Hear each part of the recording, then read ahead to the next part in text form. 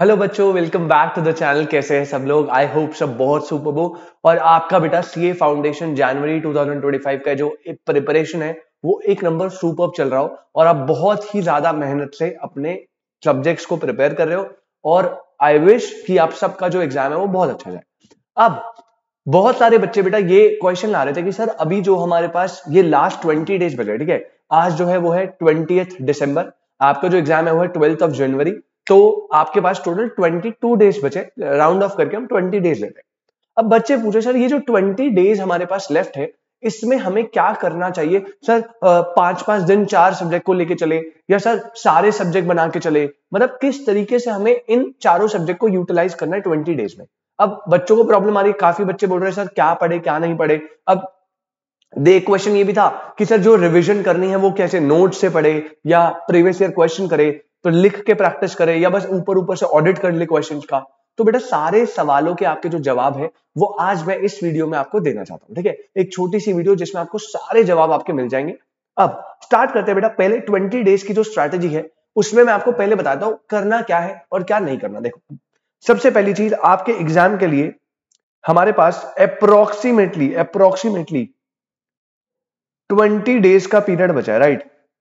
तो हमारे पास जो पीरियड अवेलेबल है वो है अप्रोक्सीमेटली 20 डेज। अब इस 20 डेज में पहली एडवाइस जो मैं आपको दूंगा, पहली एडवाइस वो ये रहेगी कि बेटा लेट्स अज्यूम आप ऐसे बच्चे तो हो नहीं कि आपने भाई पूरे साल कुछ पढ़ा ही नहीं है और आप इस 20 दिन में पढ़ के सोच रहे हो कि भैया मेरे को पास होना है या मुझे इतने मार्क्स लाने उतने। तो बेटा बता दो ये एकदम इम्पॉसिबल है। अगर आप सोच रहे हो कि बस मैं 20 दिन को यूटिलाइज कर लूं, जी जान लगा दूं, 24 घंटे पढ़ूं बिना सोए बिना खाए, तो क्या मैं पेपर पास कर लूंगा या मेरे अच्छे मार्क्स आ जाएंगे? तो बेटा यहां पे ये चीज पॉसिबल नहीं है कि आप 20 डेज में ही सिर्फ पढ़ाई करके पास हो जाओ, नहीं है। लेकिन हाँ, आपने आपने वेदर आपने कोचिंग ली है या आपने सेल्फ प्रिपेयर करा है, जैसे भी है, आपने मेरे हिसाब से इस टाइम तक आते आते एटलीस्ट 70 to 80% सिलेबस एक टाइम तो कवर करा होगा। एक टाइम, मैं बोल नहीं रहा आपने रिवीजन की बात नहीं करा, आपने सिलेबस पढ़ा है। 80% सिलेबस मैं मान के चलो, वैसे आपको ज्यादा आना चाहिए, लेकिन लेट्स से आपने 70 to 80% सिलेबस कवर कर लिया है, एक बारी पढ़ लिया है, कॉन्सेप्ट पढ़ा तो है, चाहे क्लासेस में चाहे कहीं पे भी। अब मैं आपको पहली जो एडवाइस दूंगा बेटा, आप इस 70 to 80% पे अपना फुल फोकस रखिए। फुल फोकस 70 to 80% में फुल फोकस रखिए। और अगर कुछ भी अनडन सिलेबस है, अनडन सिलेबस आपका कितना बच गया, जो भी आपका रिमेनिंग पार्ट है, उस पे आप बिल्कुल भी फोकस मत करिए इस स्टेज पे आके। सबसे पहली एडवाइस, जितना सिलेबस आपने करा है, लेट से 80% तो मिनिमम होना चाहिए, 50% करा है तो भाई दिक्कत वाली बात है। कितना करोगे, कितना वहां पे एक्यूरेसी बैठेगा, नहीं पॉसिबल नहीं है। 70 to 80% लेट से आपने सिलेबस वन टाइम कवर करा है अपनी क्लासेस में, कोचिंग में, ऑनलाइन, जहां भी आप पढ़ रहे हो, उस पे आप फुल फोकस रखिए। 20 दिन आपको सिर्फ इस पे फोकस रखना है और आपको कुछ भी काम नहीं करना इसके एक्स्ट्रा। लेट्स अगर आपने लॉ में पार्टनरशिप छोड़ा हुआ है 15 नंबर का, तो भाई उस पार्टनरशिप को छोड़ दीजिए। अब आप उसको एक टाइम करोगे, फिर कब लर्न करोगे, कब रिवाइज करोगे, मैटर नहीं करता। आप पार्टनरशिप को छोड़ के बाकी जो एक्ट्स है, कॉन्ट्रैक्ट है, नेगोशिएबल है, कंपनी है, एलएलपी है, ठीक है, उन सब पे ज्यादा फोकस, उन सब में ज्यादा या उन सब पे ही फोकस करो। जो अनडन सिलेबस है उसे छोड़ दो। 20 दिन में अगर उसके चक्कर में बैठोगे बेटा, सब करने के चक्कर में कुछ भी नहीं रहेगा, ठीक है। तो मेरी एडवाइस, पहला, अगर आपने 80% सिलेबस कर लिया है एक बारी कवर, तो लास्ट 20 डेज में आपको सिर्फ उस सिलेबस को रिवीजन करना है, उस सिलेबस का रिवीजन करना है और आपको अपना 1% फोकस भी अनडन सिलेबस पे नहीं देना, छोड़ दो उसे, जो छूट गया वो छोड़ दो। दूसरी बात, अब पॉइंट आती है सर ये जो हमारा जितना भी सिलेबस है उसका रिवीजन करे तो करे कैसे? बेटा देखो, रिवीजन करने का तरीका क्या होना चाहिए मैं बताता हूं। लेट्स अज्यूम आप मैथ्स उठा रहे हो, लेट्स से मैथ्स से स्टार्ट करते हैं। हमने मैथ्स उठाया, मैथ्स में आपने बेटा पहले पूरा कॉन्सेप्ट रिवाइज करा। लेट्स से आपने प्रेजेंट वैल्यू टीवीएम उठाया, टाइम वैल्यू ऑफ मनी, आपने भाई पूरा उसके basic formulas, present value, future value, annuity, सारे फॉर्मूले आपने एक बढ़िया से समराइज वे में लिखे। तो ये कॉन्सेप्ट की रिवीजन हो गई। उसके बाद आप आईसीआई मॉड्यूल उठा सकते हैं और उसमें से क्वेश्चन प्रैक्टिस करें। अब इट इज नॉट पॉसिबल कि आप सारे क्वेश्चन करो, राइट। तो मैं क्या करता था, जब मैं पहले फर्स्ट टाइम कर रहा था क्वेश्चन, तो मेरा जो डिफिकल्ट क्वेश्चन है, ट्रिकी क्वेश्चन है, इंपॉर्टेंट क्वेश्चन है, उन्हें स्टार बना देता था। तो सेकंड टाइम रिवीजन में मैं वही स्टार्स क्वेश्चन करता हूं। लेकिन अगर आपने ऐसा नहीं करा तो आप ना ऑल्टरनेटिवली उठाओ, लेट्स से इवन नंबर, तो आप इवन नंबर क्वेश्चन कर सकते हो, आप ऑड नंबर क्वेश्चन कर सकते हो, आप 3 में से कोई एक क्वेश्चन कर सकते हो, ठीक है। तो सारे करना एक सही तरीका नहीं है, आप रैंडमली थोड़े थोड़े करके उठाओ और पूरी एक्सरसाइज की जगह आईसीआई मॉड्यूल के लिमिटेड क्वेश्चंस कर लो। ऑब्वियसली जो इंपॉर्टेंट जो पहले आ रखे हैं कुछ, उनको तो आपको करना ही पड़ेगा, बट ऐसे आप कर सकते हो। तो ये रिवीजन हो गई। अच्छा, अगर मैं लॉ की बात करूं, लॉ में पहले आप रिवीजन में प्रोविजन एक बार रिवाइज करो, सारा एक्ट के प्रोविजन रिवाइज कर लिए। उसके बाद स्पेसिफिकली सिर्फ लॉ की रिवीजन के लिए मैं आपको रिकमेंड करूंगा बेटा, जब आप लॉ की रिवीजन कर रहे हो तो सिर्फ एक्ट को पढ़ना इज नॉट सफिशिएंट। आप 5 केस स्टडी की क्या कर सकते हो बेटा, daily written practice. Per day बोल रहा हूं मैं, 5 केस स्टडी की रिटन प्रैक्टिस।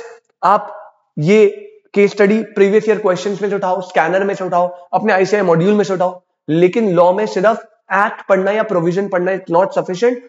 आपको बेटा क्या करना पड़ेगा, आपको यहां पे 5 केस स्टडी डेली की, आज 20 डेज है आपके पास, लेट्स से आप 5 केस स्टडी डेली सॉल्व कर रहे हो, डेली, और वो भी रिटर्न लिख के, क्योंकि बहुत इंपॉर्टेंट है। तो आपने 100 केस स्टडीज उठा ली है, और 100 केस स्टडी का मतलब 100 प्रीवियस ईयर क्वेश्चंस।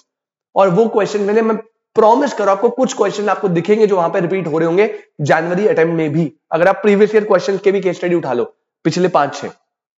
समझ लो मेरी बात। तो लॉ में एक स्पेसिफिक जो मैं आपको रूल दूंगा वो करूंगा, 5 केस स्टडी हर एक दिन की, ज्यादा कर सकते हो बहुत अच्छी बात है, हर एक दिन की 5 केस स्टडी जो है वो आप रिटर्न प्रैक्टिस करना बिल्कुल जरूरी, ठीक है। तो यहां पे पहली एडवाइस है मैंने जो दी आपको, वो जितना 80% सिलेबस करा है उस पे फोकस रहिए, उसकी रिवीजन स्टार्ट करिए। रादर आप 15-20 दिन में नया कोई पार्ट उठा रहे हो मत करना, रिवीजन करिए।